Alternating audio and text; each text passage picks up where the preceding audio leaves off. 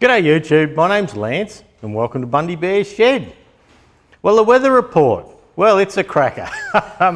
The temperature in Bundaberg, pardon me, at the moment is, look, between 21 and 27 degrees, but it's very humid. And we were lucky enough that there's been a big storm front come across from Western Queensland to the coast of Queensland.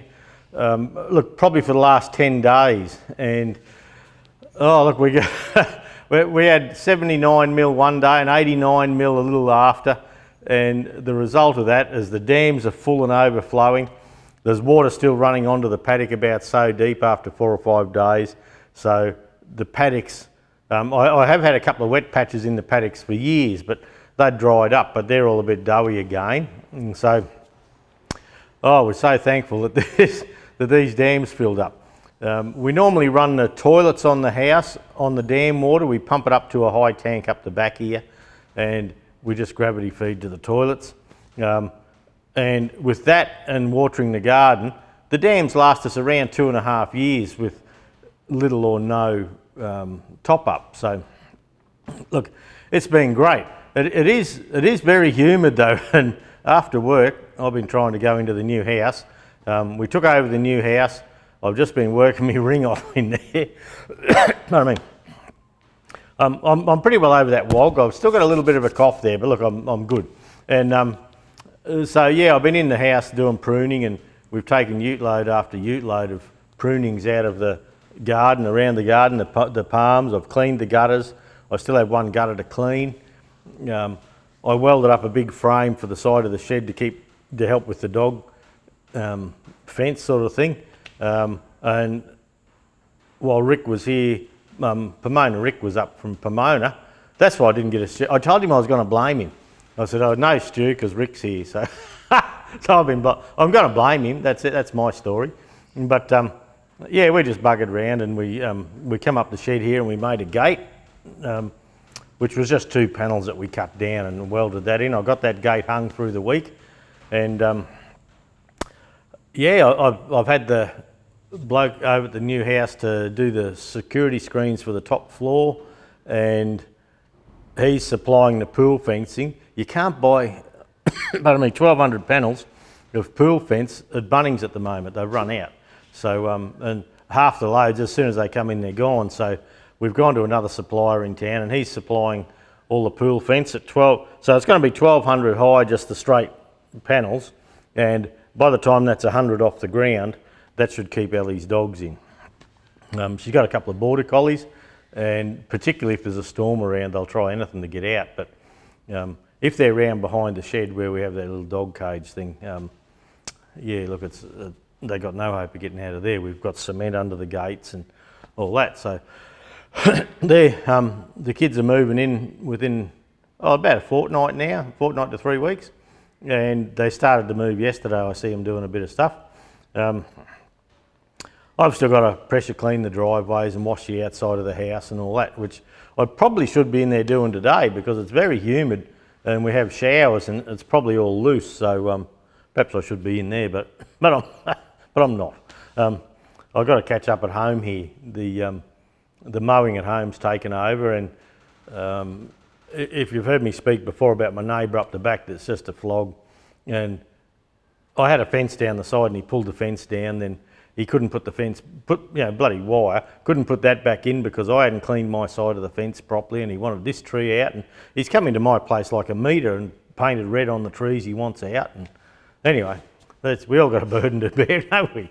And but anyway, I tried getting the trees out probably 18 months ago, probably 12 months ago, last Christmas break, but it was that dry and hard, I couldn't actually get on and drag them out with the loader, and that was my plan. So now we've had the rain and the paddock's a bit slushy down in that area where the dam overflow goes. I went down there yesterday and Saturday afternoon, and I've taken about 20 trees out, and I've still got one to go, but I haven't got my chainsaw at home. It's in at the new house. So yeah, I've been down there pulling trees out. I've got a huge big burning heap up here, but some of the trees are, anywhere from this to that round. So I'll probably leave them on the pile dry out a bit, but I'll go in later on with the loader and the chainsaw, and dock bits off, because it seems such a waste to just burn the wood for no good reason, when probably next winter we'll be looking for a bit of wood to burn in our fires up the top there, up towards the house. And so anyway, we'll see. But yeah, so I've just been really busy. I haven't even had time to play with my CNC, which has been bugging me a bit. I've done a lot of practice drawing of a night and things like that when I'm not at the house. But now we're coming into a season at home here where the paddock's going to need some care, and if it clears, it's a bit showery at the moment, but if it clears later, I'll have to get my arse on the lawnmower and mow the orchard and all that, so it's manageable. So anyway, never a dull moment at Bundy Bear's shed. If you watch, well, obviously you're watching my YouTube channel if you're watching this, but I put out a short yesterday on Sunday about a TE20 that I bought. And look, it's a nice little tractor. It must have had a steering box change or something at one stage, because the serial number on the dash is 96152, which makes it a 1949 model. But I looked on the side of the gearbox and the date is 4th month 1951, and I looked on the engine block where the date code is behind the generator bracket, and that's 1st of the 4th 51 or something like that. So it's definitely a 51 tractor, but it's got the air cleaner. It hasn't got the air cleaner going through the dash. So I'm thinking, I actually polished up the serial number plate this morning with a bit of 400 sandpaper and give it a bit of a scrub and tried to see if I can see a 1, because I reckon perhaps it should have a 1 in front of that 9, you know, as in 196,000. And that would make it all match 1951. There's a little mark there, but it's not definitive enough to call it a 1, I don't believe. Where the TEA is, the A letter, you can see where they got some of the letters are a bit faint, and that's where they stamped them originally. So I've got the dogs running around here I'm keeping an eye on. And so look, it has to be a 1951 tractor. It's a full alloy bonnet, so it's got alloy top, alloy sides and the steel grille. Look, the bonnet's pretty good. It needs a little bit of a bloody touch up here and there, as most little Fergies do. But all in all, it's a pretty good alloy bonnet. Alloy bonnets are nice to have, but boy, they're a pain in the arse when you try and straighten them out. Probably just me. I don't know what I'm doing. Yeah, slapping it. Yeah, trying to get it a bit even. But yeah, look at this little tractor. It just came up on Grey Fergies Australia on the Facebook page. I saw it Saturday, and Saturday evening before I went to bed, I was just sitting there having a quiet time, just having a quick look at Facebook, and here's this little tractor in Bundaberg, and I thought, well, that's good. And Nige, the fellow that owned it, he just put the hydraulics didn't work, and it runs, but it's off a plastic fuel bottle sort of thing. And so anyway, I contacted him and asked could I come and have a look, and what I had noticed on it was it had the extra lever for the Howard reduction box, and that was what I wanted particularly. I've never had a tractor with a Howard reduction box. They must have been in the area here because, you know, we were a cropping area back when these tractors were out, but probably rotary hose weren't all that common then or something like that. So you would think there'd be a heap of them in the area, but there's just not. They're quite hard to find. So I went and had a look yesterday, and Nigel left the key on, and so the battery was flat as a maggot, and I thought, oh, he says, oh, I'll just crank it. And I was thinking, oh, okay. And, but anyway, we turned the key on and dipped the bloody hose in the Coke bottle, plastic Coke bottle, and yeah, he got on the front and wham, whoom, whoop, she went like a beauty. And so I thought, oh, wow, how good's that? And so I said, well, it's going, you better chuck it on my trailer, then I'll buy it. And got halfway up and the fuel bottle fell over and it stopped. But look, he was honest with me with the purchase. One of the front wheels is buggered. It's got a rust around the valve, but front T20 wheels, I've even got them sitting here with the original weights on them. You know, those weights are $500 a pair over here, and I've got 4 of them. I've got 2 pair here, so yeah, we won't ever be selling them, but they might go on this tractor. Someone's cut the bonnet, a big U shape on the bonnet, and put the air cleaner out through to have an extended air cleaner. And they've been quite creative. They actually took the top off the original air cleaner with all the vents around it and put a bit of pipe, and they put that on the top as a rain cap. So anyway, I'm going to leave the tractor like that. I just reckon it's some of the things farmers do to look after their needs in Australia here. It's worth looking at. Yeah, worth documenting or keeping your tractor like that. So, there's a few good things with the tractor. It starts and runs well. It does run really well. I hooked all the fuel tank up and the fuel strainer and all that yesterday, but the tank is that full of shit. So I've got some red coat here somewhere. I might do a video. I don't know what I've done with it. Been that long since I played in the shed. So I've got some red coat here, and I'll probably line the tank with that just to show you how I do it. I haven't done one in years, so it'll be an interesting thing. The hydraulics don't work on this tractor. I checked that the PDO was in and all that, and the PDO is turning when it's running, but the hydraulics don't work for some reason, and the fellow I bought it off had a quick look, then he watched me video and thought, oh bugger, this is going to cost me money, so we let it go. And the other nice thing about it, it's got fairly good rubber, one really good back tyre, the other one's good enough, and it's got the original 9-hole drawbar, the linkage drawbar on it, and they're a bit scarce around here too. I'd have to have a look in my supplies, but I don't think I have another one. So there's a few good things. Pardon me. The plate at the back of the head is all corroded out, and I filled it up with water overnight just to see where it leaked, and that plate's just about non-existent, and the water pump's leaking. So look, that's no worries. It's just it's a good little tractor. It had that. The main thing for me was that Howard reduction box. I've been looking for one of them for ages, and apparently they're a bit of a weak setup, and the gears get a little worn. But this one runs well. I actually put it in and I drove it around yesterday with it in, and it's nice and quiet. It seems to work nicely, so I'm hoping it's good. I'll have the side off shortly to have a look at the hydraulics, just see if there's just something as silly as a sticky control valve or something like that. I don't know why the hydraulics aren't working. It doesn't worry me. If there's ever some where a tractor's got to go to get the hydraulics working, it's in my shed. So, I'm not going to stop work on this TEA here, the Sparex one we've been working on. I think this is 54. I'm not going to stop working on this to do that. That's just going to sit. It's in the shed now. It'll have its turn. And the front axle cradle on this tractor, it must have rotted out one time, and they've done quite a bit of fabrication under there to do that. I have a spare one here that I kept for such an occasion, so it'll go on this tractor. I'll tuck the parts for this tractor all in a box, all on the shelf. So when we get to this, I've got all the parts ready. So yeah, that was a good day. I said to Jude, I couldn't think of a better way to spend a Sunday than go and get another tractor. She says, yeah, I know. So anyway, look, what I'll do, I'll just go handheld and we'll go for a bit of a poke around the tractor. And look, I'll just show you out of interest, and yeah, stay tuned. Well, that's the little girl there. It's, yeah, look, the bonnet's in pretty good order.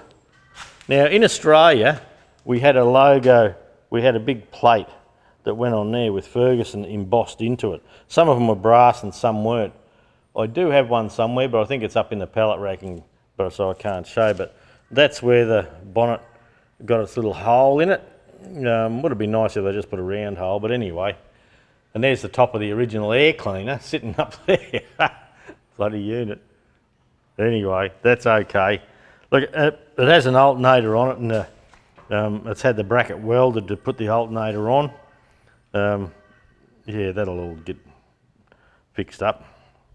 The radius rods are nice and straight. It's nice to steer. The clutch pedal's a bit firm, and that's a sign of a tractor that's been sitting. If I come in here, I don't know how we'll go on the serial number, but that's after I've cleaned it up, and I can't, there's a little mark there, but I don't think it's good enough to be a 1. So I'm thinking the serial number or the steering boxes had work at some stage. It is nice and firm, like this. Yeah, it's nice. It feels pretty good. Probably full of water like everything on these Fergies. Now this little bit here, that's the bit that I got excited about, and that's the main reason I bought it. I didn't need another T20, but I needed one with that. And the date code on the side there tells us it's a 51 model. And the other date code is in behind the generator bracket, and it's a 51 as well. So it's a bit of a hottie, it's got a hot dog. Now when I come back, the front rim's rusted out around the valve stem. And look, that stuff's fixable, but I've got enough that I'm not going to. The right-hand rear tyre, 12.928, is good. There's no perishing on it. It's a pretty new tyre, I believe, that one. 12.428, yep. When we come around the back, it's still got the original PDO. She's got a homemade top link. I've never tried to see if this turns. Oh look, that's just like I bought one. The 9-hole drawbar. And the brackets, the stabiliser brackets are homemade. They're not the original ones, but I do have some spares for that. There's a little bit of cancer in the guards. And look, that's not a big worry either. All in all, the seat, I think it has probably an aftermarket seat on it by the look of that. Yeah, you can just tell they're a bit skinnier, and they don't have, the normal ones are rounded this side and they have a flat this side. Nigel had this lever out, he couldn't find what was wrong with the hydraulics, so he walked away. The tyre on the left has got a few cracks in it. It's showing its age. We were slopping around in mud yesterday picking it up. But look, that's fine for around here. It's certainly a usable tyre. Yeah, not much to tell you there. The clutch pedal's a bit sticky. You can see it's a 6-volt tractor. It has the short snout here, where they were longer. It's had a new coil and that's on it sometime. The water pump leaks water out. You can see I filled it up overnight and there's the leak from there. And then if we go around, oh, the bottom of the apron of the bonnet is toast. But the grill parts, oh, they mightn't be too bad, I don't know. And yeah, at the back of the cylinder head, in there, that's a very rusty setup in there. So yeah, look, all in all, I'm quite happy with it.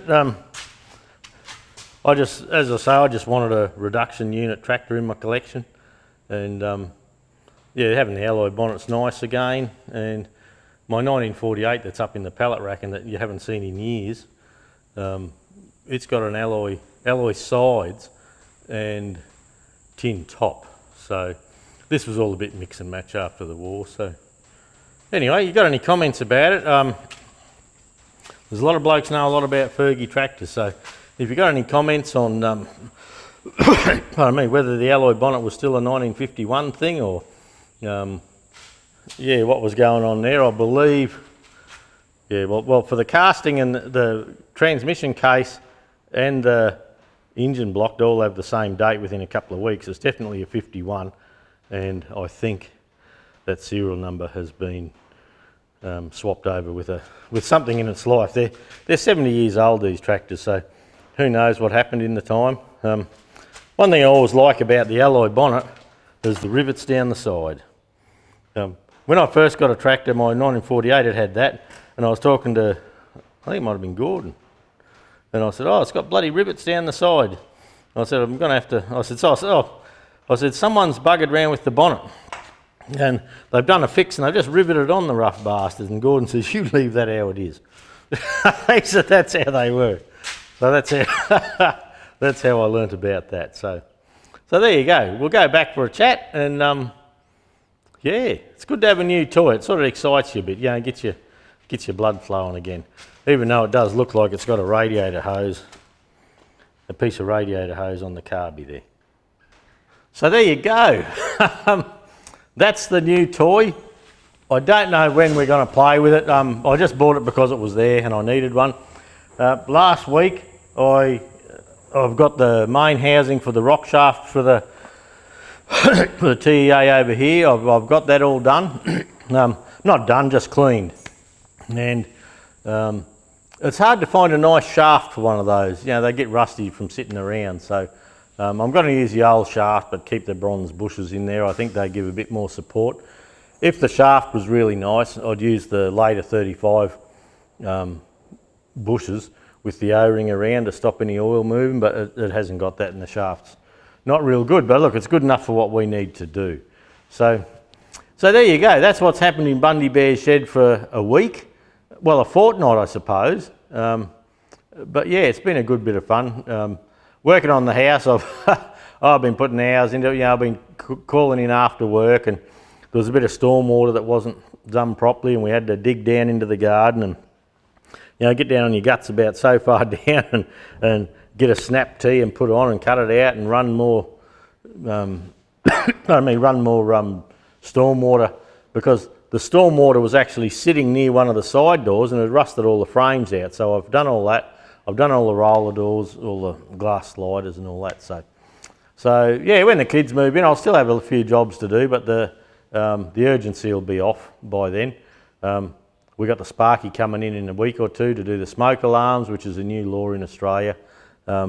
Any time you're tenanting a house, you must have interconnected smoke alarms everywhere. And we're going through the house and we're putting all LED bulbs and things like that in. And in the shed, the young blokes, Ellie's going to have her car on one side and the young bloke's having the other side as a man cave. So he's doing that up. Their fridge didn't fit in the hole in the wall for the fridge, so that fridge is going up to the man cave, and Jude and myself and my mum bought Tim and Ellie a fridge that fits in the hole for Christmas. So they're a sport pair of buggers, I tell you. But anyway, look, that's it for 1 week, for this week anyway. Thanks for dropping by. I'll have a bit of a fiddle. I'll do a little parts order for this tractor here and see what I need, and probably talk to James at Sparex, and we'll get a few parts tucked away for it, so when we get to hitting it, we're okay and ready to rock and roll. So, okay, thanks everyone. We're really happy for the rain. I wouldn't mind a sunny day now to do the mowing. I'm always whinging, eh? Have a great week. Catch you next time, eh?